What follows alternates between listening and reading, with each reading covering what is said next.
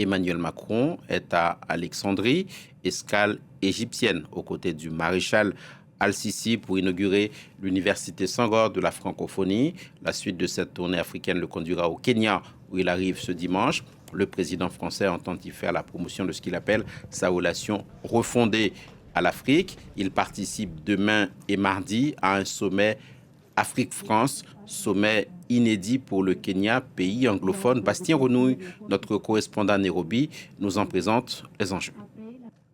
Il y a deux objectifs. Le premier n'est pas tout à fait affiché par l'Elysée, c'est celui de renouveler l'image de la relation entre la France et l'Afrique.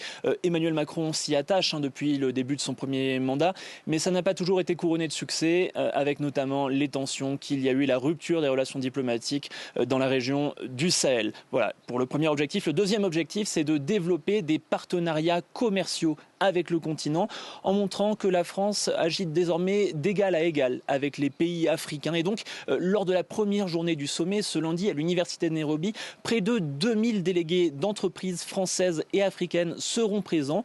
Ils vont se rencontrer, échanger, essayer de nouer des nouveaux partenariats commerciaux. Ils pourront aussi rencontrer les gouvernements des différents pays africains qui seront présents au sommet. Une trentaine, nous assure l'Elysée. Voilà pour la première journée qui sera donc commerciale. Et la deuxième journée sera plus diplomatique.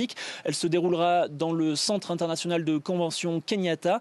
Une trentaine de chefs d'État ou de représentants de gouvernement devraient être présents sur place pour une séance plénière qui sera présidée par Emmanuel Macron, William Ruto, son homologue kényan, ou encore Antonio Guterres, le secrétaire général des Nations Unies.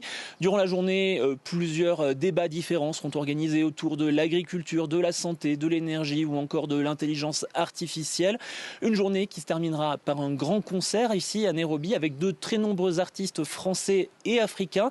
Une manière de clôturer ce sommet en beauté et également de rappeler que la France a une industrie culturelle forte et que là aussi, il y a des partenariats commerciaux à nouer entre l'Hexagone et les pays africains.